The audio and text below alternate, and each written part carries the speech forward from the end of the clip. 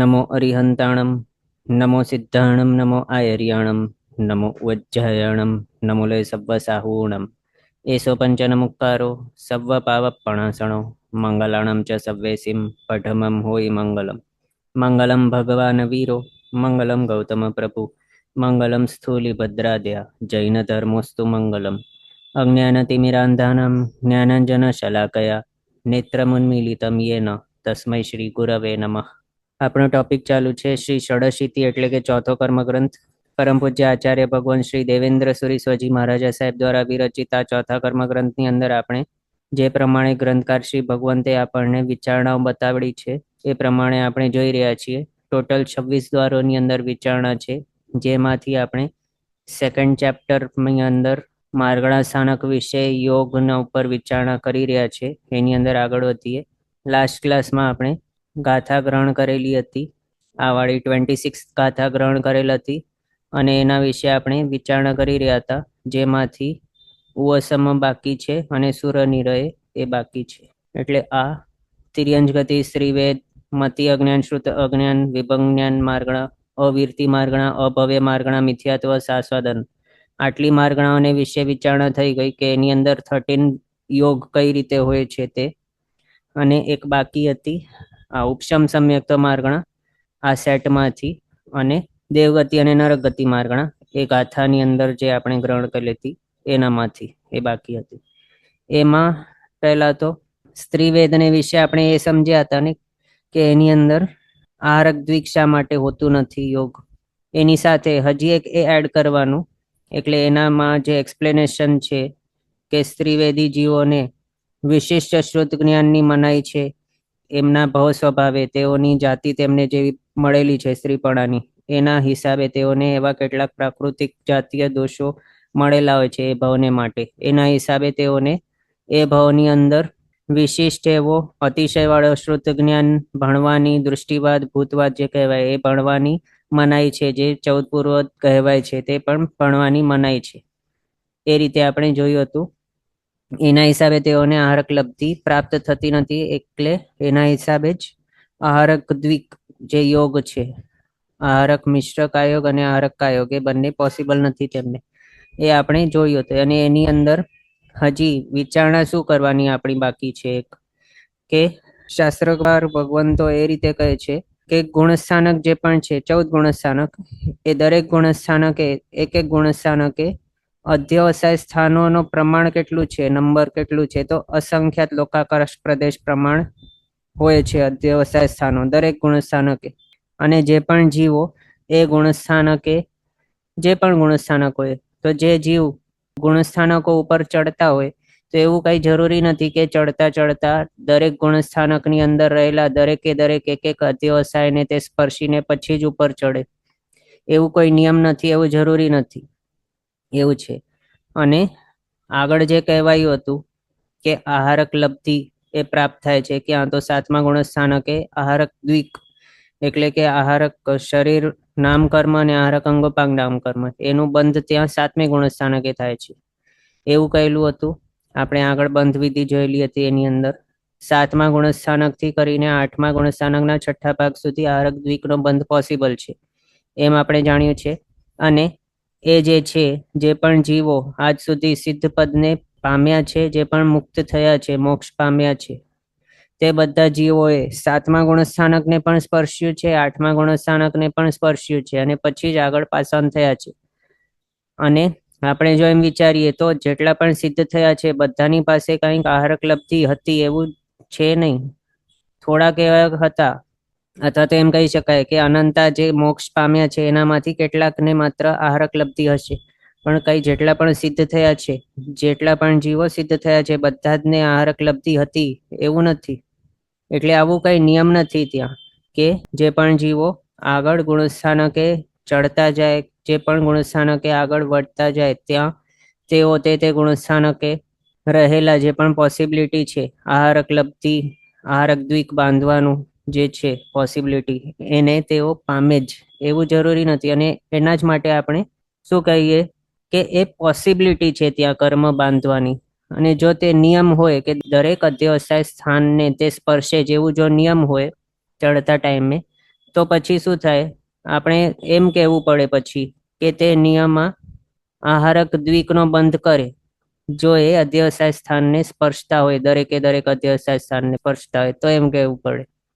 પણ આપણે શું સમજ્યા છીએ અને કેમ કહેતા હોઈએ છીએ કે ત્યાં આહારક દ્વિકનો બાંધવાની પોસિબિલિટી છે. એના ઉપરથી જ શું સમજ પડે છે કે દરેક જીવો જે ત્યાં પાસન થાય છે, પસાર થાય છે 7મે 8મે શપક શ્રેણીની અંદર અથવા તો એમ પણ ઉપશમ શ્રેણીમાં, તેઓ પણ અથવા તો નોન શ્રેણીવાળા એવા 7મા ગુણસ્થાનક વર્તી, તો જે પણ ત્યાં રહેલા હોય છે એ બધા જ કંઈ આહારક દ્વિકને બાંધતા નથી. એટલે એનો મિનિંગ શું થયું કે આહારક દ્વિકને બાંધવા માટે જેવા સ્પેસિફિક અધ્યવસાય સ્થાનને સ્પર્શવાની જરૂરી હોય એવા અધ્યવસાય સ્થાનને એ પર્ટિક્યુલર આત્માએ સ્પર્શ્યું નથી. એના જ હિસાબે એનો એ આત્માને એ આહારક દ્વિકનો બંધ નથી થયો. એ જ મિનિંગ થયો. એના ઉપરથી જ આપણને શું સમજાયું કે બધા જે પણ જીવો 7મા ગુણસ્થાનકે આવીને ત્યાં પાસન થઈને આગળ વધે, દરેકે 7મા ગુણસ્થાનકના જેટલા પણ અધ્યવસાય સ્થાન છે બધાને સ્પર્શ્યું એવું નથી ને, એટલે જ નથી બાંધ્યું. એ જ રીતે જિન્નામ કર્મ વિશે પણ આપણે વિચારણા કરી શકીએ. જિન્નામ કર્મનો બંધ ક્યાં પોસિબલ છે? 4થા ગુણસ્થાનકથી કરીને 8મા ગુણસ્થાનકના 6ઠ્ઠા ભાગ સુધી એનો જિન્નામ કર્મનો બંધ પોસિબલ છે. અને આજ સુધી જેટલા પણ જીવો સિદ્ધ થયા છે બધા જ જીવો 4થા 5મા વગેરે જે છે ગુણસ્થાનક એ બધાને સ્પર્શીને પછી જ ત્યાં ઉપર ગયેલા હશે. અથવા તો ઓછામાં ઓછું એ પણ કહી શકાય કે 8મા ગુણસ્થાનકને સ્પર્શ્યા વગર એ આગળ વધી જ નહીં શકે. કોઈક એવા પોસિબલ છે કે જે સમ્યક્ત્વ પામ્યા ને ડિરેક્ટલી 4થે પહોંચ્યા, એટલે સમકિત પામતા 4થે પહોંચ્યા, કોઈક 6ઠ્ઠે ડાયરેક્ટ પહોંચ્યા, કોઈક 5મે ડાયરેક્ટ પહોંચ્યા. એટલે એવી પોસિબિલિટી છે. પણ 8મા ગુણસ્થાનકને તો કોઈ સ્કીપ કરી જ નહીં શકે, એ જ છે ને. ત્યાં તો બધા જ ને હોવું જ પડે. શ્રેણી માંડે તો એ 8મું તો ત્યાં છે જ, સ્ટાર્ટિંગનું જ છે. એટલે અપૂર્વકરણ જે છે ગુણસ્થાનક 8મું, એ તો દરેક જીવો સ્પર્શે જ ત્યાં. અને ત્યાં પણ જિન્નામ કર્મનો બંધ થવાનું પોસિબિલિટી છે જ. તો પછી જો એવું હોત કે જે પણ જીવો જે ગુણસ્થાનક છે તે દરેક ગુણસ્થાનકના દરેક અધ્યવસાય સ્થાનોને સ્પર્શીને પછી જ ઉપર ચડે, તો પછી જે જીવોએ ત્યાં એ ગુણસ્થાનકને સ્પર્શ્યું હશે એ બધા જ જીવોને જિન્નામ કર્મનો બંધ થવું જ જોઈએ. કારણ જેટલા અસંખ્યાત લોકાકાશ પ્રદેશ પ્રમાણના અધ્યવસાય સ્થાનો છે એની અંદર એવા પણ અધ્યવસાય સ્થાન છે ને કે જેના દ્વારા જિન્નામ કર્મનો બંધ થાય. તો જો એ દરેક અધ્યવસાય સ્થાનને સ્પર્શીને પછી જ ઉપર ચડી શકે એવો જો નિયમ હોત તો બધા જ જીવો જે પણ એ 8મા ગુણસ્થાનકને પાસ ઓન કરે એ બધા જ ને એ જિન્નામ કર્મનો બંધ કરવું જ જોઈતું હતું. એવો નિયમ જ હોવું જોઈતું હતું કે ત્યાં જિન્નામનો બંધ થાય જ. પણ આપણે તો જાણીએ જ છીએ જેટલા પણ સિદ્ધ થયા છે બધા કંઈ જિન્નામ બાંધીને એટલે તીર્થંકર બનીને સિદ્ધ નથી થયા. એટલે એના ઉપરથી શું સમજાય? દરેક ગુણસ્થાનકના જેટલા પણ અધ્યવસાય સ્થાનો છે એ બધા જ ને સ્પર્શીને પછી જ ઉપર ચડી શકાય એવું જરૂરી નથી. એના ઉપરથી શું સમજાયું કે સ્ત્રીવેદી જે જીવ છે એના માટે પણ એવું છે કે ત્યાં જે 14 પૂર્વના લબ્ધિ પ્રાપ્ત કરવાનું જેવા પ્રકારના અધ્યવસાય સ્થાન છે જરૂરી, એવા અધ્યવસાય સ્થાનને એ સ્ત્રીવેદી આત્મા પ્રાપ્ત નહીં કરી શકે, સ્પર્શી નહીં શકે. પણ એ સ્પર્શ્યા વગર એ આગળ વધી જાય છે. એટલે મધ્યમ અધ્યવસાય સ્થાનને તેણે સ્પર્શ્યું અને પછી આગળ જે શુક્લ ધ્યાનના પાયા છે પેલ બીજ વગેરે એની અંદર વધીને આગળ શપક શ્રેણી માંડીને આગળ વધી ગયા એવું. એટલે 14 પૂર્વનું શબ્દથી એમને જ્ઞાન હોવું જ જોઈએ એવું જરૂરી નથી એમ, પણ અર્થથી એમની પાસે જ્ઞાન હોય તો પણ પોસિબલ છે, આ શ્રેણી માંડી શકાય છે એમ. આ એક વિચારણા બાકી હતી. ક્વેશ્ચન છે, one can skip the whole ગુણસ્થાનક 2, right?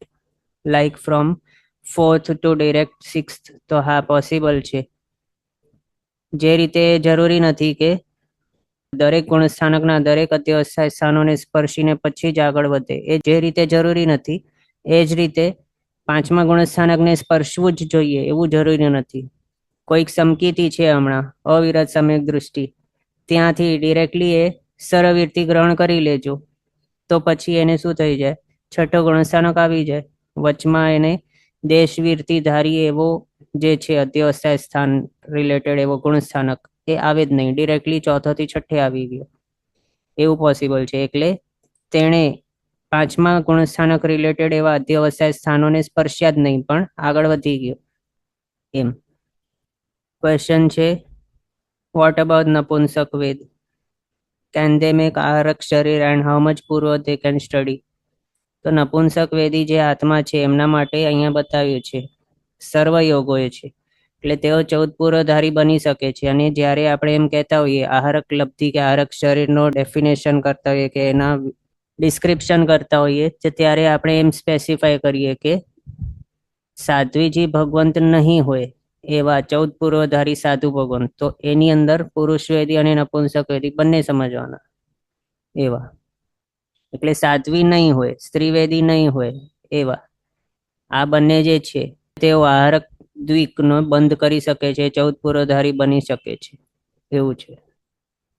Okay, આટલું આપણે જાણ્યું. હવે આગળ જોઈએ નેક્સ્ટ ઉપશમ સંયુક્ત માર્ગણ.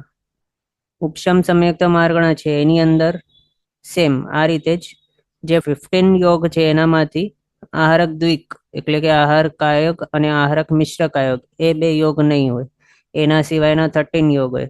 એમાં હવે આપણે એમ વિચારીએ કે ઉપશમ સમ્યક તો કેટલા પ્રકારના છે? તો બે પ્રકારના. એક તો પ્રાથમિક ઉપશમ સંકિત અને બીજો છે શ્રેણીગત ઉપશમ સંકિત. એનામાંથી આપણે એમ વિચારીએ એક એક કરીને કે ઉપશમ સંકિત પોતે છતે શું થઈ શકે, કયા યોગ આવી શકે.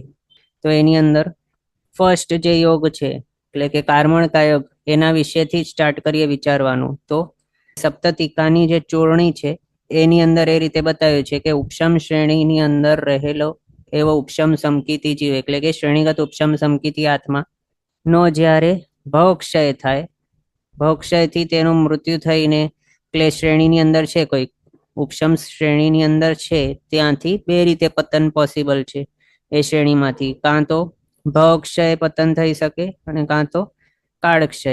એનામાંથી જો ભવક્ષય એટલે કે એનું આયુષ્ય પૂરું થઈ ગયું અને એના હિસાબે એની ઉપશમ શ્રેણીનો અંત આવી ગયો એવો શ્રેણીગત ઉપશમ સમકિતી એવો કોઈક જીવ ભવક્ષય થતા એ મૃત્યુ પામીને અનુત્તર વિમાનની અંદર દેવપણે ઉત્પન્ન થાય.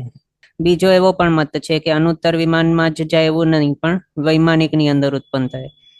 બંનેમાંથી જે પણ આપણે વિચારીએ તો એ જે છે શ્રેણીગત ઉપશમ સમકિતી જીવ તે ઉપશમ સમ્યક તો લઈને ત્યાં વૈમાનિકની અંદર ઉત્પન્ન થયો, ઉપશમ સમકિત લઈને. એના હિસાબે એ વૈમાનિકની અંદર અથવા તો જે અનુત્તર વિમાનની અંદર ઉત્પન્ન થવાને માટે જ્યારે ભવ બદલી રહ્યો હતો ત્યાં વચમાં જો એને વિગ્રહગતિ કરી હશે તો ત્યાં વિગ્રહગતિની અંદર એને કાર્મણ કાયોગ હોય અને ઉત્પત્તિના પહેલા સમયે પણ એને કાર્મણ કાયોગ હોય. એટલે આ રીતે ઉપશમ સમકિત જે છે એની અંદર કાર્મણ કાયોગ આપણે જાણ્યું. કયા ઉપશમ સમકિતની અંદર હોતે છતે પોસિબલ છે?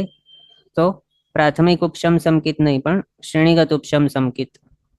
અને એ પણ એની અંદર એ મતાંતર છે, આપણે હમણાં જે જોયું સપ્તતિકા ચોરણીની અંદર એ રીતે બતાવ્યું છે.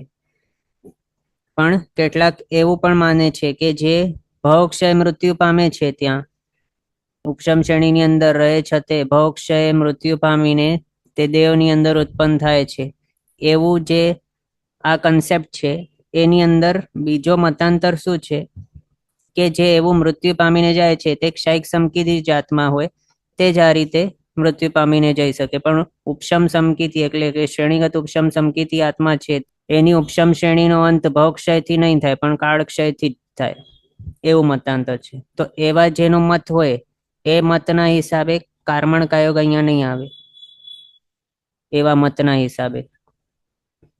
કારણ માત્ર બે જ પ્રકારના છે ને ઉપશમ સમકિત, શ્રેણીગત અને પ્રાથમિક. એમાંથી પ્રાથમિક ઉપશમ સમકિતને વિશે વિચારીએ તો ત્યાં તો રહેલો જે છે જીવ એ તો મૃત્યુ પામતો નથી, નેક્સ્ટ ભાવનું આયુષ્ય બાંધતો નથી, અનંતાનુબંધી કશાયનો બંધ નથી એને, અને અનંતાનુબંધી કશાયનો ઉદય પણ નથી એને, એવો છે પ્રાથમિક ઉપશમ સમકિતી જીવ. આ ચાર ચીજો એને માટે હોતી નથી, શાસ્ત્રની અંદર જ બતાવ્યું છે.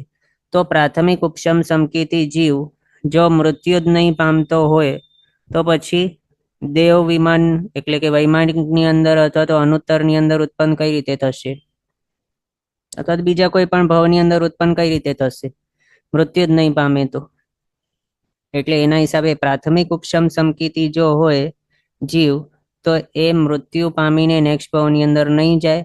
નેક્સ્ટ ભાવની અંદર જાય નહીં પ્રાથમિક ઉપશમ સમકિત લઈને તો વિગ્રહ ગતિની અંદર એને કાર્મણ કાયક જ્યારે હોય ત્યારે ઉપશમ સમકિત હોય જ નહીં એને પ્રાથમિક વાળું, અને ઉત્પત્તિના પહેલા સમયે પણ એને પ્રાથમિક ઉપશમ સમકિત હશે જ નહીં, કારણ અહીંયાથી મૃત્યુ પામ્યું જ નથી એના હિસાબે.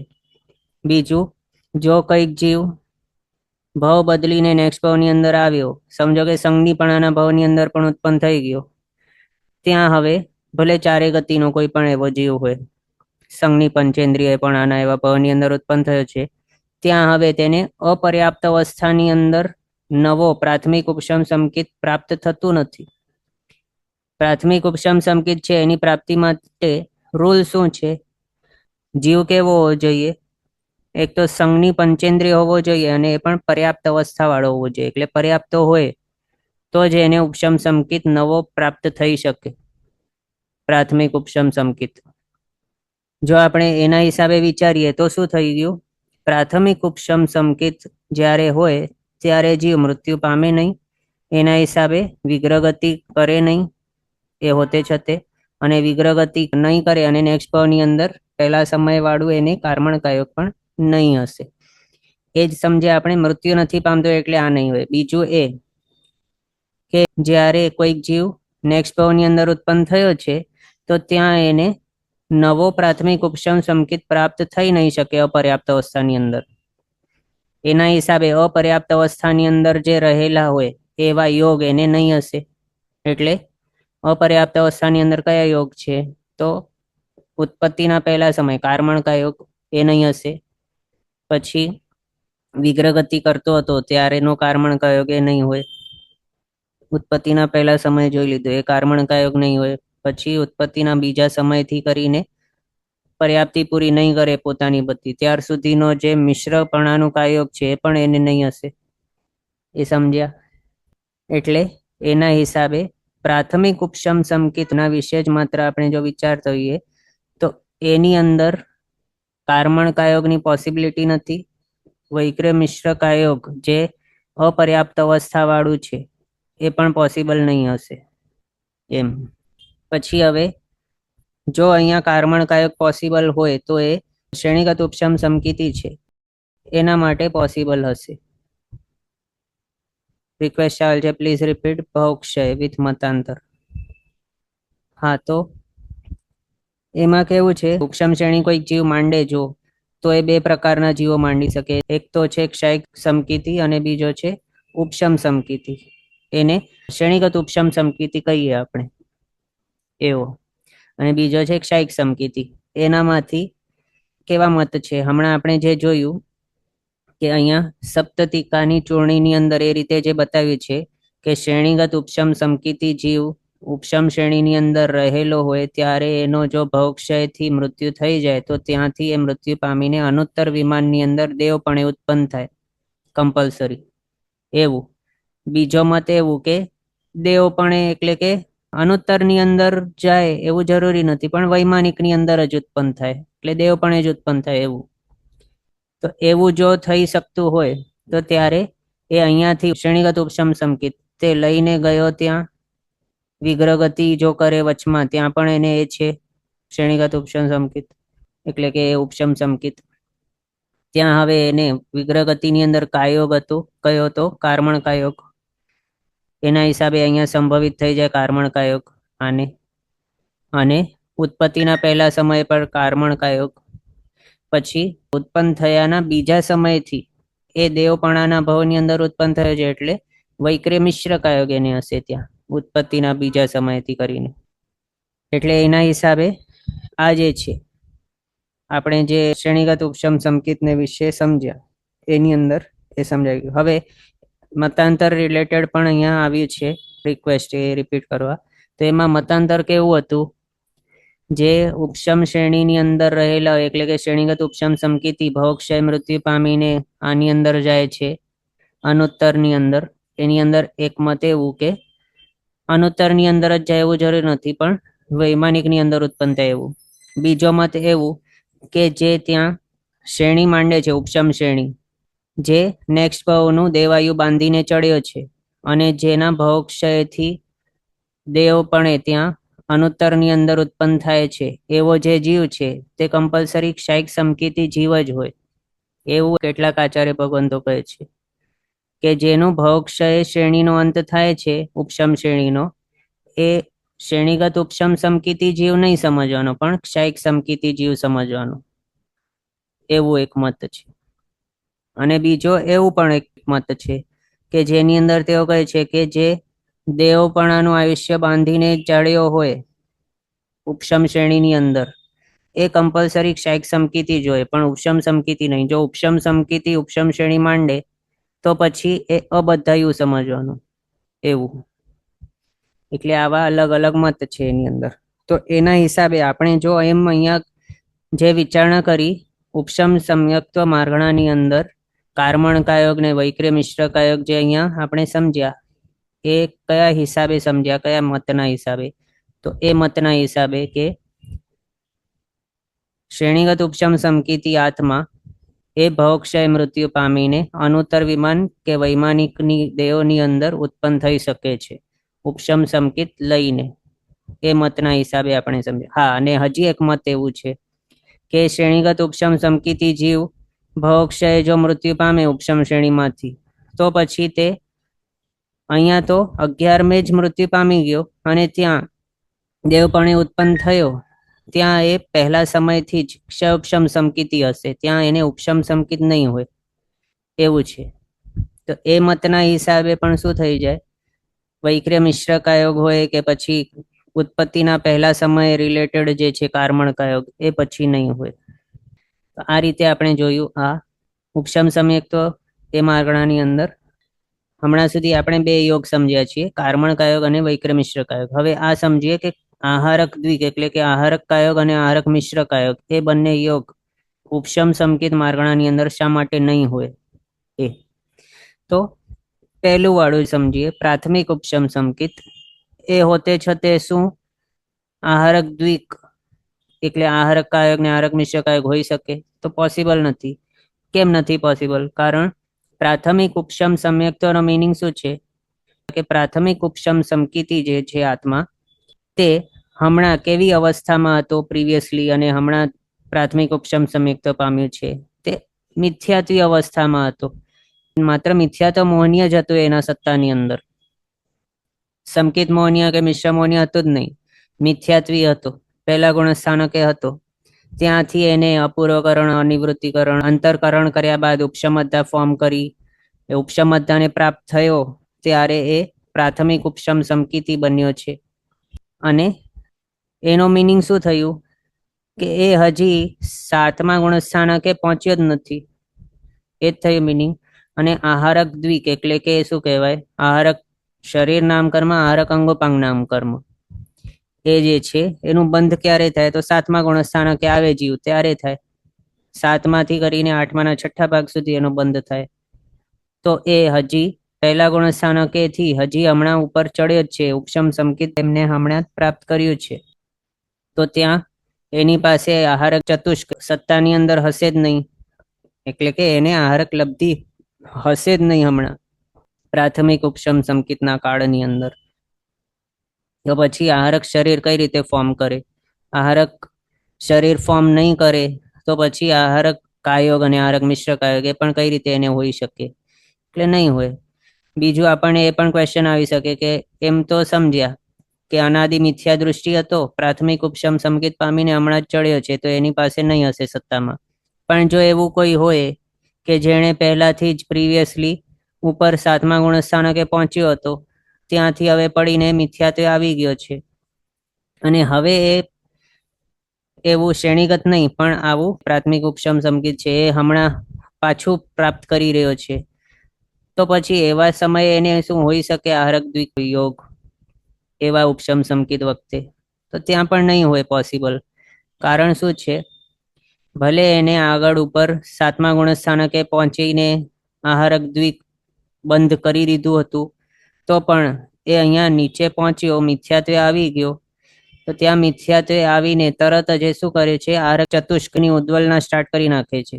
આહારક ચતુષ્કની કમ્પ્લીટ ઉદ્વલના થઈ જાય પછી સંકેત મોનિયાની કમ્પ્લીટ ઉદ્વલના પૂરી થાય, મિશ્ર મોનિયાની કમ્પ્લીટ ઉદ્વલના પૂરી થાય, ત્યારે પછી એ પાછું ઉપશમ સંકેત નવો ફરીથી પ્રાપ્ત કરવા માટે આગળ વધી શકે. પણ ત્યાર સુધી તો એને જો વિશુદ્ધિ થાય અધ્યવસાયની, તો પછી એ ઉપશમ સંકેત નહીં પામે, પણ સપશમ સંકેત પામે પછી. એટલે આપણે એ નહીં કહી શકીએ કે ઉપશમ સંકેતીને ઉપર ચડીને જે એની પાસે 7મા ગુણસ્થાનકે આહારક ચતુષ્કની સત્તા રહેલી હતી, એ સત્તાને લઈને ત્યાં પહેલા ગુણસ્થાનકે પહોંચી ગયો, નીચે ઉતરીને. ત્યાંથી હવે પાછો જ્યારે એ ઉપશમ સંકેત પ્રાપ્ત કરવાનો હશે, તો ત્યાં એને આહારક દ્વિક યોગ પોસિબલ હશે એવું આપણે નહીં કહી શકીએ. કારણ એક વખત નીચા પહેલા ગુણસ્થાનકે આવી ગયો, પછી એને પાછું જો ઉપશમ સંકેત પામીને જ ઉપર ચડવું હોય, તો એને પહેલા બધી સત્તાઓ રિક્ત કરવી પડે, ઉદ્વલના કરવી પડે, સંકેત મોનિયા મિશ્ર મોનિયાની. એવું છે. અને ત્યાં પહેલા ગુણસ્થાનકે ઘણા કાળ માટે જો રહી જાય, ઉપર નહીં ચડે, ક્ષપક્ષમ સંકેત પામીને ઉપર ચડી નહીં જાય પાછું, તો તેટલામાં તો આ શું થઈ જાય? આહારક ચતુષ્કનો ઉદ્વલના થઈ જાય. નિયમ કેવું છે આમાં? એના બંધને યોગ્ય એવા અધ્યવસાય સ્થાન જે છે ગુણસ્થાનકે પોસિબલ નહીં હોય, તે ગુણસ્થાનકે તે પહોંચે તો ત્યાં એને ઉદ્વલના સ્ટાર્ટ થઈ ગયેલી હોય, એ સમજવાનું. એટલે કે ત્યાં મિથ્યાત્વે આવીને તરત આ આહારક ચતુષ્કની ઉદ્વલના સ્ટાર્ટ કરી નાખે છે. એ સમજી ગયા બધા? એટલે એના હિસાબે પ્રાથમિક ઉપશમ સંકેત જો હોય તો એની અંદર આહારક દ્વિક યોગ પોસિબલ જ નથી કોઈ રીતે એમ. હવે બીજો વિચારીએ, શ્રેણીગત ઉપશમ સંકેત વાળો. એની અંદર એ શ્રેણીગત ઉપશમ સંકેત હોતે છતે શું આહારક શરીર ફોર્મ કરી શકે? એટલે કે આહારક કાયોગ કે આહારક મિશ્ર કાયોગ હોઈ શકે એને? તો એ પણ પોસિબલ નથી. એ શાને માટે પોસિબલ નથી? કારણ ત્યાં શ્રેણીની અંદર જ્યારે હોય છે તો ત્યાં તો એ અપ્રમત્ત હોય છે, અને અપ્રમત્ત એવા આત્મા એવું કાર્ય કરતા નથી. એટલે કે પ્રમાદ વાળું જે કાર્ય કહેવાય, શરીર ફોર્મ કરવાનું, કોઈ પણ જાતની એવી લબ્ધિ ફોરવવી, તેને પ્રમાદનું કાર્ય કહેવાય છે. પ્રમાદ આચરણ કહેવાય છે, પ્રમાદ સેવન કહેવાય છે. તો એવા પ્રમાદનું સેવન તેઓ કોઈ પણ કરતા નથી. અપ્રમત્ત જે આત્માઓ છે તેઓ અપ્રમત્ત અવસ્થાની અંદર. અને શ્રેણીગત ઉપશમ સંકેતી જીવને અપ્રમત્ત કહેવાય છે. એના હિસાબે તેઓ આહારક શરીર બનાવવાનું કાર્ય કરતા નથી. એવું છે. અને અહીંયાથી તે લઈને જાય છે શ્રેણીગત ઉપશમ સંકેત, તો ત્યાં નેક્સ્ટ ભાવની અંદર તો એ કાર્મણકા યોગ ને એ બધું હોય છે. એને ભાવ બદલતા ટાઈમે વિગ્રહ ગતિની અંદર ને ઉત્પત્તિના પહેલા સમય ત્યાં આહારક દ્વિક એને હોતી નથી પછી. એટલે કે આ આહારક કાયોગ કે આહારક મિશ્ર કાયોગ એને પોસિબલ નથી. એવું. બીજું એ પણ કે એક વખત એને ઉપશમ શ્રેણી માંડી લીધી, ઉપશમ શ્રેણી માંડી તો ત્યાં હવે એને આહારક શરીર ફોર્મ કરવાનું એને કઈ પ્રયોજન છે નહીં, અને એવી પ્રમાદની કાર્ય લબ્ધિ ફોરવવાનું કાર્ય એને પ્રમાદ કહેવાય. એનું આચરણ એ સેવન એ કરશે નહીં એમ. અને બીજું એ પણ કે જે જીવે આહારક શરીર ફોર્મ કરી લીધું છે, એની પાસે આહારક લબ્ધિ છે, આહારક ચતુષ્ક એના સત્તાની અંદર છે, આહારક દ્વિક એને બાંધ્યું હતું, એવું જે આત્મા છે એ જો છઠ્ઠે 7મે ગુણસ્થાનકે છે, છઠ્ઠા ગુણસ્થાનકે એને આહારક લબ્ધિ ફોરવીને એનો ઉપયોગ કરીને આહારક શરીર ફોર્મ કરવાનું સ્ટાર્ટ કરી લીધું, અને એ આહારક શરીર એને બનાવી નાખ્યું છે. હવે શું એ ઉપશમ શ્રેણી માંડી શકે? શ્રેણીગત ઉપશમ સંકેતી શું બની શકે? તો નહીં, એવું પોસિબલ નથી. તથા સ્વભાવે એવું છે કે એવા જે જીવો છે, આહારક શરીર જેણે બનાવી દીધું છે, તેઓ શ્રેણી માંડતા નથી. એટલે એમને પછી શ્રેણીગત ઉપશમ સંકેત આવતો નથી. એવું છે. એના હિસાબે ઉપશમ સંકેત ભલે કોઈ પણ હોય, પ્રાથમિક હોય કે શ્રેણીગત ઉપશમ સંકેત હોય, એની અંદર આહારક દ્વિક યોગ એટલે કે આહારક કાયોગ અને આહારક મિશ્ર કાયોગ એ બંનેની શક્યતા છે જ નહીં, પોસિબિલિટી નથી હોતી. એમ છે. એના માટે શાસ્ત્રમાં એ રીતે પણ કહ્યું છે કે આહારગમ તુ પમત્તો ઉપાયેય ન અપમત્તો, એટલે કે આહારક શરીર વળી જે પ્રમાદી છે એટલે કે પ્રમત્ત છે તે ઉત્પન્ન કરે છે અથવા તો બનાવે છે, પણ અપ્રમત્ત જે હોય તે આહારક શરીર ફોર્મ કરતા નથી. એટલે કે આહારક શરીર છે તે પ્રમત્ત જે હોય તે કરે છે, પણ અપ્રમત્ત જે હોય તે નથી કરતા. એમ ચેટ બોક્સમાં આવેલ છે, બીકોઝ ધીસ ઇઝ અપ્રમત્ત અવસ્થા, આહારક શરીર રચના ઇઝ પ્રમત્ત. તો રાઈટ છે, આહારક શરીરની રચનાઓ એ બધું પ્રમાદી અવસ્થા કહેવાય છે. અપ્રમત્તો એ ફોર્મ નથી કરતા, લબ્ધિ ફોરવવાનું કહેવાય છે, એ નથી કરતા. એમ એ આપણે આહારક દ્વિકને વિશે એ યોગને વિશે જોયું. હવે બીજા યોગને વિશે વિચારણા કરીએ. મનોયોગ 4, વચન યોગ 4, એ શું પોસિબલ હોય? તો હા, એ પોસિબલ છે. શું હોય અહીંયા? પ્રાથમિક ઉપશમ સમ્યક તો કહો કે પછી શ્રેણીગત ઉપશમ સમકિત, એની પ્રાપ્તિ ક્યારે થઈ શકે? કેવા જીવને? તો જે સંઘની પર્યાપ્તતા છે એવા. જો પ્રાથમિક ઉપશમ સમકિતને વિશે વિચારીએ તો ચારે ગતિના જીવોને પોસિબલ છે. એમાં એને માટે કન્ડિશન આપણે હમણાં જ જાણી કે એ સંઘની પંચેન્દ્રિય હોવું જોઈએ અને એ પણ પર્યાપ્ત હોવું જોઈએ. પર્યાપ્ત અવસ્થા એમને પ્રાપ્ત કરી લીધી હોય, એટલે કે સહયોગે બધી પર્યાપ્તિ પૂરી કરી લીધી હોય તો જ પછી એને પ્રાથમિક ઉપશમ સમકિત એને એ ભાવની અંદર પ્રાપ્ત થઈ શકે છે, ચારે ગતિની અંદર. એ સમજ્યા? એના હિસાબે આપણે એ પણ સમજી શકીએ કે જે મનના 4 યોગ હોય કે વચનના 4 યોગ હોય એ જીવને પોસિબલ હોવાના જ છે, કારણ એ સંઘની છે અને પર્યાપ્તો પણ છે. સંઘની પર્યાપ્તો કોણ હોઈ શકે? તો માત્ર પંચેન્દ્રિય જીવ, અને પંચેન્દ્રિય છે એટલે એની સ્વયોગ્ય પર્યાપ્તિઓની અંદર ભાષા પર્યાપ્તિ અને મન પર્યાપ્તિ એ બંને આવી જાય છે, 5મી 6ઠી પર્યાપ્તિઓ. અને એ બંને પૂરી કરી લે એનો મિનિંગ એ પર્યાપ્તો થયો છે. એ પૂરી કર્યા વગર એ પર્યાપ્તો કહેવા જ નહીં, અને પર્યાપ્તો નહીં હોય તો ઉપશમ સમકિત પ્રાથમિક એને પ્રાપ્ત થઈ જ નહીં શકે, એવું છે. અને ભાષા પર્યાપ્તિ પૂરી કરી લીધી એનો મિનિંગ હવે એની પાસે વચન યોગ પોસિબલ થઈ જાય છે, જ્યારે બધી પર્યાપ્તિઓ પૂરી કરી લેશે ત્યારે. અને મન પર્યાપ્તિ એને પૂરી કરી લીધી એનો મિનિંગ હવે એ સ્વયોગ્ય બધી જ પર્યાપ્તિઓ એને પૂરી કરી લીધી છે, મન ફોર્મ કરી લીધું છે, એટલે હવે એ મનોયોગ એની હોઈ શકશે. અને એ સંઘની છે, મનવાળો છે, એના હિસાબે 4 4 મનોયોગ હશે અને વચન યોગ પણ 4 4. એટલે આ રીતે ઉપશમ સમકિત માર્ગણાની અંદર મનના 4 યોગ, વચનના 4 યોગ, ટોટલ 8 યોગ પોસિબલ થઈ ગયા. અને કાર્મણ અને વૈક્રિય મિશ્ર એ બંને આપણે જોયા. બીજા હવે વિચારીએ વૈક્રિય કાયક. પહેલા વિચારીએ વૈક્રિય કાયક. આપણે જો વિચારીએ તો જે જીવ છે, દેવ હોય કે નારકી હોય, એ દેવપણાના ભાવની અંદર કે નારકીપણાના ભાવની અંદર જીવતો હોય ત્યારે જો એ પ્રાથમિક ઉપશમ સમકિત પામે ત્યાં એને વૈક્રિય કાયોગ ચાલુ હોય છે, તો એ વૈક્રિય કાયોગ ચાલુ હોતે છતે ઉપશમ સમકિત માર્ગણા વાળો બનશે. એના હિસાબે એ રીતે ઉપશમ સમકિત માર્ગણાની અંદર વૈક્રિય કાયોગ પોસિબલ છે.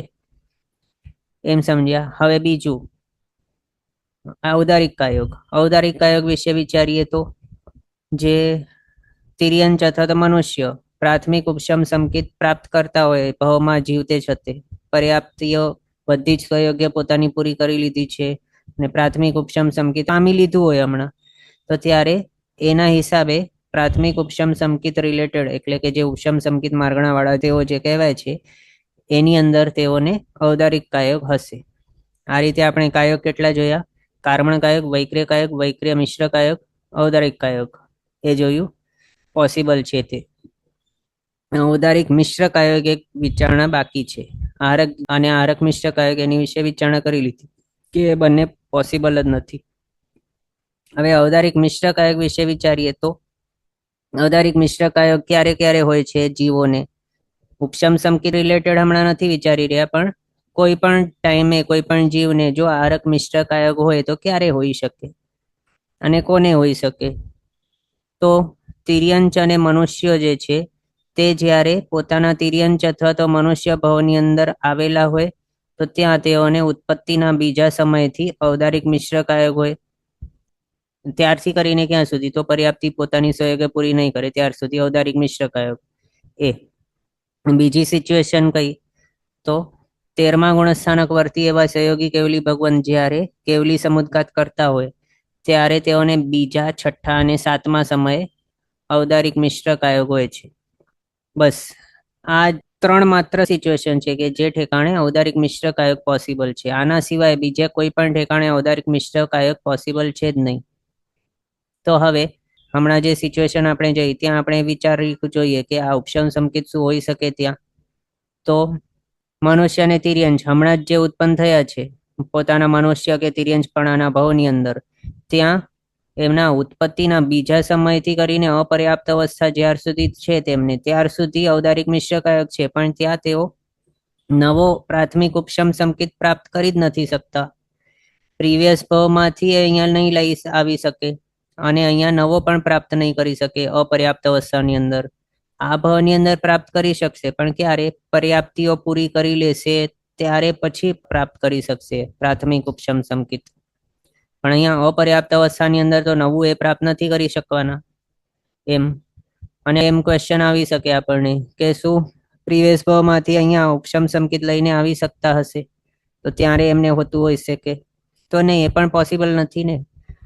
ઉપશમ સંકેત લઈને કોઈ જીવ નેક્સ્ટ ભાવની અંદર જતો હોય એ માત્ર એક જ સિચ્યુએશન વાળું કહ્યું હતું. શ્રેણીગત ઉપશમ સંકેતી જે આત્મા છે ભવક્ષય મૃત્યુ પામીને નેક્સ્ટ ભાવની અંદર એક મતે ઉપશમ સંકેત લઈને ઉત્પન્ન થાય છે અનુત્તરની અંદર કે બીજા મતે વૈમાનિકની અંદર.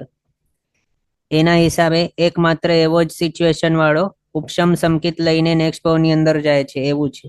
અને ક્યાં જાય છે? તો માત્ર દેવ ભાવની અંદર જ પોસિબલ છે લઈ જઈને.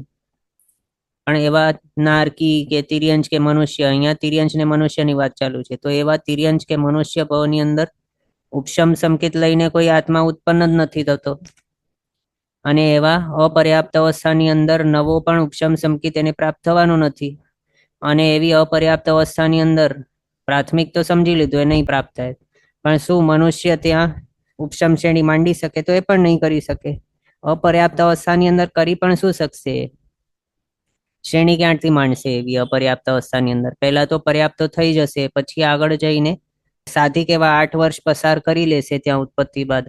ત્યારે પછી એ દેશવીરતી કહો કે સરવીરતી કહો કે શ્રેણી વગેરે જે પણ છે ત્યારે પછી કરી શકશે. એના પહેલા હમણાં અપર્યાપ્ત અવસ્થાની અંદર શું કર? એટલે અહીંયા પ્રાથમિક ઉપશમ સંકેત એ પોસિબલ નથી અને શ્રેણીગત ઉપશમ સંકેત એ પોસિબલ નથી. મનુષ્ય અને તિર્યંચોને અપર્યાપ્ત અવસ્થાની અંદર ઉત્પત્તિના બીજા સમયથી કરીને સ્વયં બધી પર્યાપ્તિ પૂરી નહીં કરે ત્યાર સુધી એને પોસિબલ જ નથી ઉપશમ સંકેત. એટલે ટોટલ 3 જે છે સિચ્યુએશન જ્યાં ઔદારિક મિશ્ર કાયક પોસિબલ હોય છે, એમાંથી પહેલી 2 સિચ્યુએશન તો કેન્સલ થઈ ગઈ. ત્રીજી સિચ્યુએશન વિચારીએ. સહયોગી કેવલી ભગવંત એમને કેવલી સમુદ્ગાતના બીજા, છઠ્ઠા ને સાતમા સમયે જે હોય છે ઔદારિક મિશ્ર કાયક, ત્યાં શું પોસિબલ છે એમને ઉપશમ સંકેત? એમને કઈ રીતે હશે? કેવલ જ્ઞાન પ્રગટી ગયું છે તો હવે તે ઉપશમ સંકેતી છે જ નહીં, તેઓ તો ક્ષાયિક સંકેતી છે. ક્ષાયિક ભાવ વાળું સમ્યક તો છે એમની પાસે. શ્રેણીઓ માંડી લીધી, ઉપશમ શ્રેણી તો દૂર, ક્ષપક શ્રેણી માંડીને કેવલ જ્ઞાન પ્રગટાવી દીધું છે. અને હવે કેવલી સમુદ્ગાત કરી રહ્યા છે એટલે તેઓનું આયુષ્ય પણ થોડું જ બાકી છે. હમણાં જ આગળ જઈને તેઓને મોક્ષ પ્રાપ્ત થવાનું છે. એટલે હવે તેઓને ઉપશમ સંકેત ક્યાંથી? એ ત્યાં પણ પોસિબલ નથી. એટલે એના હિસાબે ઉપશમ સંકેત માર્ગણાની અંદર આપણે અહીંયા 3 જે છે સિચ્યુએશન એ જોઈ લીધા જ્યાં ઔદારિક મિશ્ર કાયક પોસિબલ હોતું હતું એવી. એટલે એના હિસાબે આપણે શું સમજ્યા હમણાં સુધી કે ઉપશમ સંકેત માર્ગણાની અંદર ઔદારિક મિશ્ર કાયક પોસિબલ થતું જ નથી એવું જ જણાય છે. પણ એમ બીજી એક વિચારણા શું કરી શકાય કે વૈક્રિય શરીર ફોર્મ કરે છે જે આત્માઓ, તિર્યંશ કે મનુષ્ય, ઉત્તર વૈક્રિય શરીર જે ફોર્મ કરે છે તેઓને સિદ્ધાંતના મતે એ વૈક્રિય શરીર ફોર્મ કરતાના પ્રારંભે, એટલે કે વૈક્રિય શરીર પ્રારંભ કરતા હોય, ફોર્મ કરવાનું સ્ટાર્ટ કરતા હોય ત્યારે સ્ટાર્ટિંગમાં તેઓને સિદ્ધાંતના મતે બતાવ્યું છે કે ઔદારિક મિશ્ર કાયક હોય છે. તો એવી સિચ્યુએશનની અંદર શું ઉપશમ સંકેત પોસિબલ હોઈ શકે? તો એમાં કેવું છે, રમ્યરેણુ બુકની અંદર શું બતાવ્યું છે? વૈક્રિય મિશ્ર કાયક ને વૈક્રિય કાયકને માટે એ રીતે બતાવ્યું છે કે વૈક્રિય લબ્ધિવાળા એવા જે હોય ગ્રંથિભેદજન્ય ઉપશમ સમકીતિ તિર્યંચ કે મનુષ્ય, ગ્રંથિભેદજન્ય એટલે કે પ્રાથમિક ઉપશમ સમકીતિ એવા જે છે વૈક્રિય લબ્ધિવાળા તિર્યંચ કે મનુષ્યો, તેઓ જ્યારે ઉત્તર વૈક્રિય શરીર બનાવે ત્યારે તેઓને વૈક્રિય મિશ્ર કાયક હોય અને એ બનાવી લીધા બાદ વૈક્રિય કાયક હોય. આ રીતે રમેરણો બુકની અંદર બતાવ્યું છે. આ જ વિશે ધીરુભાઈ પંડિતજીની બુકની અંદર શું બતાવ્યું છે, એની અંદર એમ બતાવ્યું છે કે વૈક્રિયની રચનાવાળા જીવો પ્રમાદયુક્ત હોવાથી તેઓ ઉપશમ સમ્યક્ત્વ પામી શકતા નથી, એ રીતે બતાવ્યું છે. એના હિસાબે જે તિર્યંચ અને મનુષ્યો જે વૈક્રિય લબ્ધિવાળા છે તેઓ વૈક્રિય શરીર ફોર્મ કરી લીધા હોય અથવા તો કરતા હોય ત્યારે પ્રમાદયુક્ત હોય છે. એના હિસાબે તેઓ ઉપશમ સંકિત પામી શકતા નથી ત્યારે એવું બતાવ્યું છે. અને એના હિસાબે ધીરુભાઈ પંડિતજીના બુકના હિસાબે તેઓ કહે છે કે વૈક્રિય મિશ્ર કાયક હોય કે વૈક્રિય કાયક જે ગણેલું છે તે માત્ર દેવોને રિલેટેડ જ સમજવાનું. એમ હમણાં જ આપણે વૈક્રિય મિશ્ર કાયકને વિશે વિચાર્યું. બંને બુકની અંદર જે અલગ અલગ મત બતાવ્યા છે એના ઉપરથી પ્રાથમિક ઉપશમ સમકીતિ એવા વૈક્રિય લબ્ધિધારી એવા તિર્યંચ કે મનુષ્ય જે છે તેઓ જ્યારે ઉત્તર વૈક્રિય શરીર ફોર્મ કરતા હોય તો ત્યારે તેમને પ્રાથમિક ઉપશમ સમકિત હોતે છતે વૈક્રિય મિશ્ર કાયક હશે અને ફોર્મ કર્યા બાદ વૈક્રિય કાયક હશે. એ આપણે વિચારીએ. એનામાંથી વૈક્રિય મિશ્ર કાયક વિશે વિચારીએ કે એવા પ્રાથમિક ઉપશમ સમકિતિ તિર્યંચ કે મનુષ્ય જ્યારે વૈક્રિય શરીર ફોર્મ કરતા હોય ત્યારે તેમને કર્મગ્રંથકાર શ્રી ભગવાનના મતના હિસાબે વૈક્રિય મિશ્ર કાયક હશે, પણ સિદ્ધાંતકાર શ્રી ભગવાનના હિસાબે તેઓને ઔદારિક મિશ્ર કાયક હશે. એવું આપણે વિચારણા કરી શકાય એમ બતાવ્યું છે. મહેસાણાની બુકની અંદર એ રીતે બતાવ્યું છે કે ઔદારિક મિશ્ર કાયક સિદ્ધાંતકાર શ્રી ભગવાનના મતના હિસાબે આપણે ઘટાડી શકીએ આમાં આ માર્ગણાની અંદર એમ.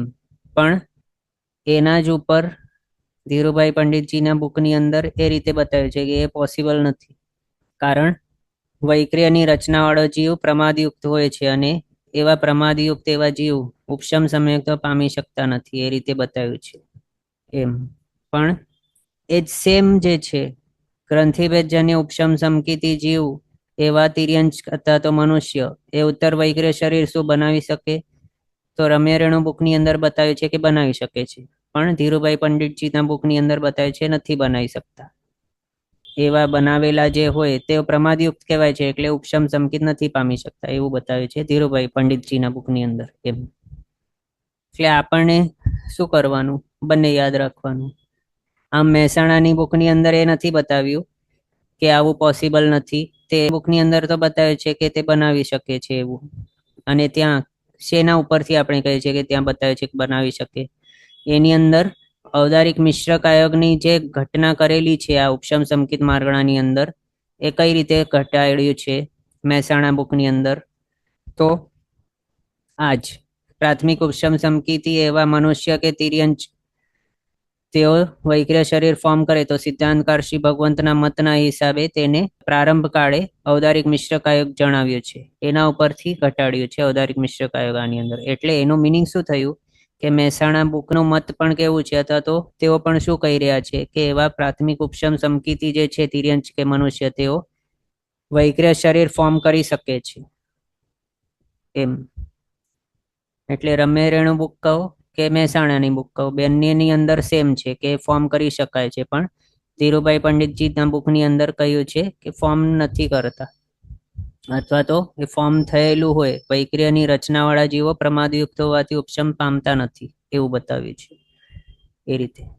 અને રમ્યરેણુ બુકની અંદર હજી એક આપ્યું છે એ સ્થાનાંક સૂત્રની ટીકા. એની અંદર એક મિનિટ આપને બતાવવું આની અંદર સ્થાનાંક સૂત્રમાં બતાવ્યું છે.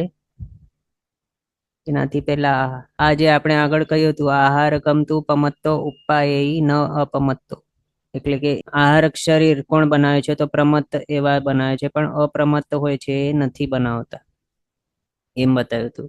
એ હતું આ શ્લોક. તો હમણાં આપણે આ જોઈ રહ્યા છે, આની અંદર શું બતાવ્યું છે તે જોવા માટે પહેલા તો આ જોઈએ. સ્થાનાંક સૂત્રમાં આ રીતે બતાવ્યું છે, અહીંયાથી અહીંયા જે કોટ બતાવ્યો છે તે એની ટીકામાં આ રીતે બતાવે છે. શું? હું સંધિઓ છૂટી કરીને બોલું છું, તો એમ સમજજો.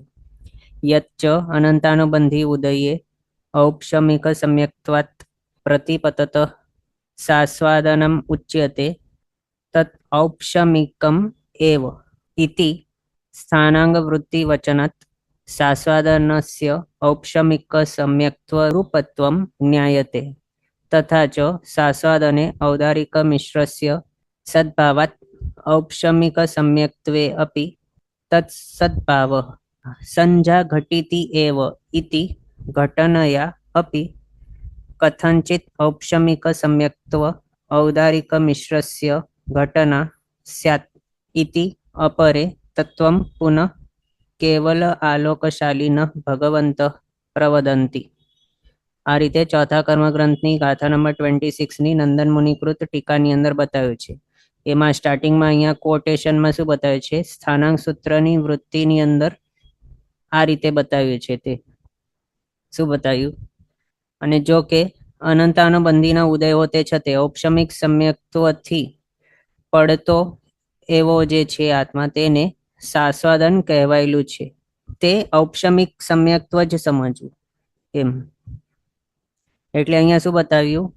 અનંતાનુબંધીનો ઉદય થવાથી જે જીવ ઉપશમ સમ્યક્ત્વથી પડીને સાસ્વાદન ભાવને પામે છે, તે સાસ્વાદન ભાવ જે છે એ ઉપશમ સમ્યક્ત્વ રૂપ જ જણાય છે.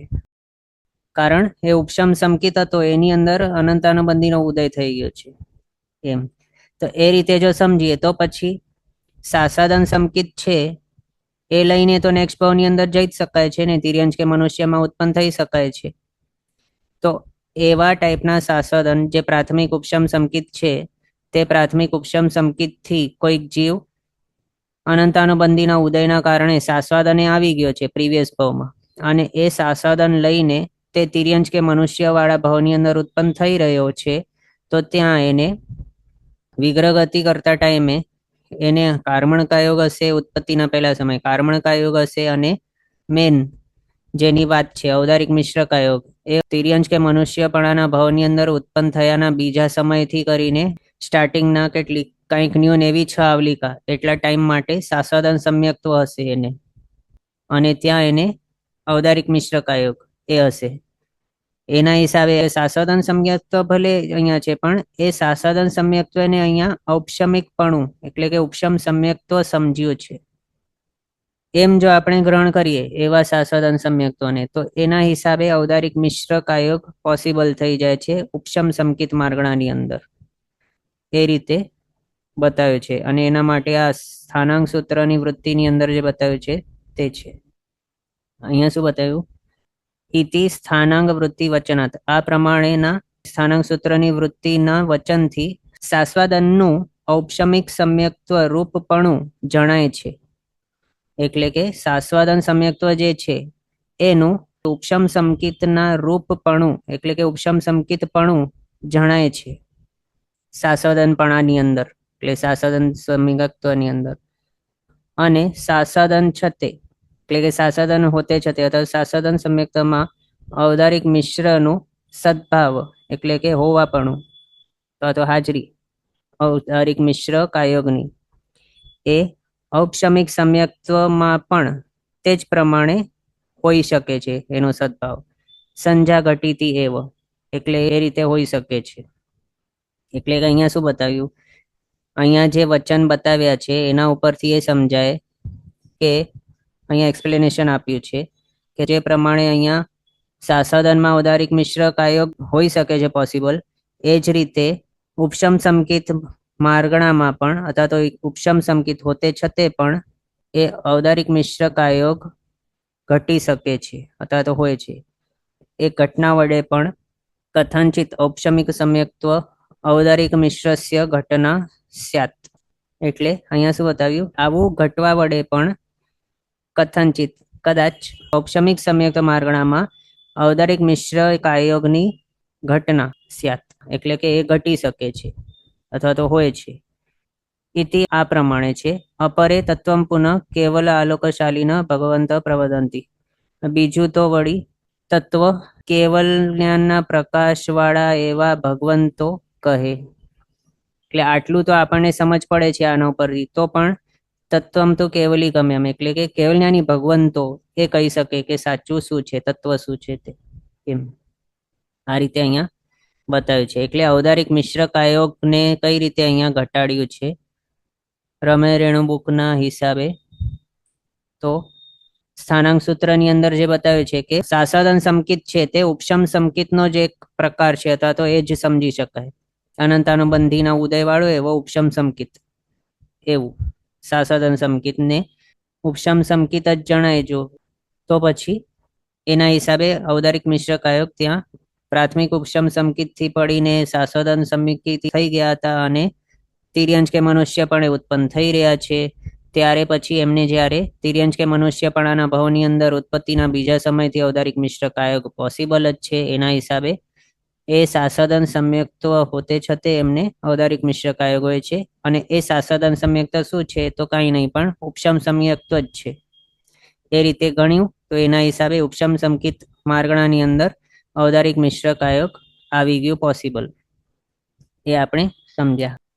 એ રમ્ય રેણુબુકની અંદર ડિરેક્ટલી બતાવ્યું છે ઔદારિક મિશ્ર ઘટાડવાને માટે આ જ છે. પણ એની અંદર સિદ્ધાંત કારશી ભગવાનના મતના હિસાબે વૈક્રે લબ્ધિવાળા જેને પ્રારંભ કાળે ઔદારિક મિશ્ર કાયોગ હોય ઉત્તર વૈક્રે બનાવતા ટાઈમે, એ માત્ર ફૂટનોટની અંદર બતાડ્યું છે.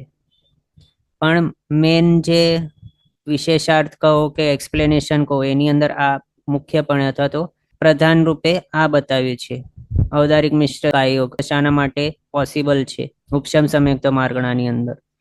આમ સ્થાનાંક સૂત્રની અંદર આ રીતે બતાવ્યું છે કે ઔપશમિક સમકિતી આત્માનું જ્યારે અનંતાનુબંધીનો ઉદય થાય તો ત્યારે જે સાસદન સંયુક્ત હોય એમને તે સાસદન ભાવને ઔપશમિક ભાવ જ સમજવાનું, અથવા તો ઉપશમ સમકિત જ સમજવાનું.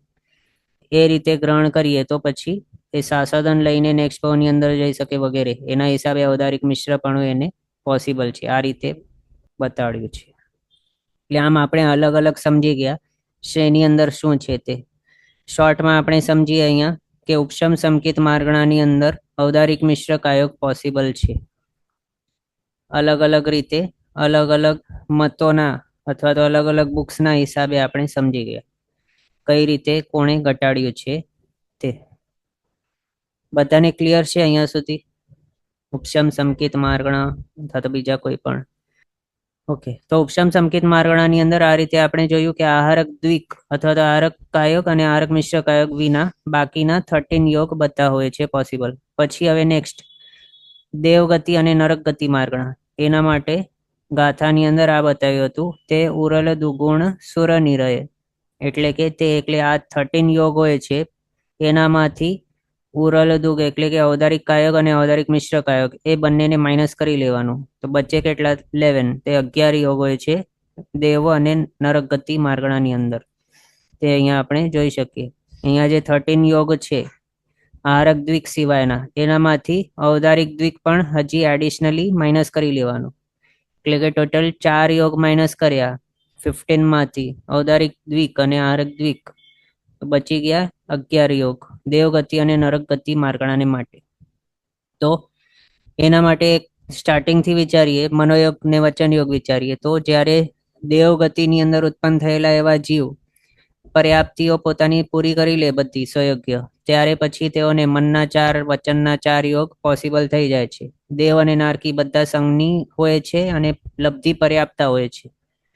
એના હિસાબે પર્યાપ્ત અવસ્થાની અંદર બધાની પાસે 8 યોગ હશે, એટલે મનના 4 ને વચનના 4 એ જોઈ લીધા. પછી કાય યોગ વિચારીએ તો તિર્યંશ કે મનુષ્ય એવો કોઈક જીવ મૃત્યુ પામીને દેવ કે નરકની અંદર જતો હોય તો ત્યાં વચમાં જો એ વિગ્રહગતિ કરે તો ત્યાં એવા ટાઈમે કાર્મણ કાયોગ હશે, એને એ દેવગતિ કે નરક ગતિની અંદર ઉત્પન્ન થવાનો છે, એટલે એને દેવ કે નરક ગતિ વાળો જ કહેવાશે. પછી એના હિસાબે ત્યાં દેવ કે નરક ગતિ માર્ગણાની અંદર એને વિગ્રહ ગતિ કરતા ટાઈમે કાર્મણ કાયોગ, ઉત્પત્તિના પહેલા સમયે કાર્મણ કાયોગ, ઉત્પત્તિના બીજા સમયથી કરીને સ્વયોગ્ય બધી પર્યાપ્તિ પૂરી નહીં કરે ત્યાર સુધી એને વૈક્રિય મિશ્ર કાયોગ હશે. સ્વયોગ્ય બધી પર્યાપ્તિઓ પૂરી કરી લીધા બાદ એને વૈક્રિય કાયોગ હશે આખા ભાવ પર્યંત. આ રીતે. એટલે આમ આપણે કાયોગ કેટલા સમજ્યા? કાર્મણ કાયક, વૈક્રિય મિશ્ર કાયક ને વૈક્રિય કાયક, 3 કાયક સમજ્યા. બાકી કાયકમાંથી કેટલા બચ્યા? તો 4. ટોટલ કાયક 7 હોય છે, એનામાંથી 4 બચ્યા છે. એના માટે વિચારીએ કયા 4 બચ્યા? તો આ 4. તો ઔદારિક કાયક અને ઔદારિક મિશ્ર કાયક આમને શું પોસિબલ હોય? તો નહીં. ઔદારિક કાયક કોને હોય? તો જે ઔદારિક શરીર ધારણ કરી શકે છે એને. અને ઔદારિક શરીર સ્પેશિયલી તિર્યંચ અને મનુષ્ય માટે જ છે, દેવનાર્કીય માટે હોતું જ નથી. એટલે તેઓને એ શરીર પોસિબલ નથી, એટલે એમને એ કાયક હશે જ નહીં. ઔદારિક શરીર બનાવવાનું સ્ટાર્ટ પણ નહીં કરશે, અને ઔદારિક શરીર બનાડીને એના બાદ જે ઔદારિક કાયક હોય એ પણ એમને પોસિબલ નહીં હશે. એટલે ઔદારિક કાયક અને ઔદારિક મિશ્ર કાયક બંને નીકળી ગયા. પછી આહારક દ્વિક એટલે કે આહારક કાયક અને આહારક મિશ્ર કાયક આ બંને વિચારીએ તો આહારક શરીર કોણ ફોર્મ કરી શકે? સરવિરતિધર એવા 6ઠ્ઠા ગુણસ્થાનક વાળા ભગવંત જે હોય 14 પૂર્વધર તેઓ જ ફોર્મ કરી શકે છે. પણ અહીંયા 14 પૂર્વ આમને પોસિબલ નથી, 6ઠ્ઠો ગુણસ્થાનક આમને પોસિબલ નથી, 7મા ગુણસ્થાનકે આહારક લબ્ધિ પ્રાપ્ત થઈ શકે, 7મો ગુણસ્થાનક આમને પોસિબલ નથી, 6ઠ્ઠા ગુણસ્થાનકે આહારક શરીરની રચના થઈ શકે એ અહીંયા પોસિબલ નથી તેમને.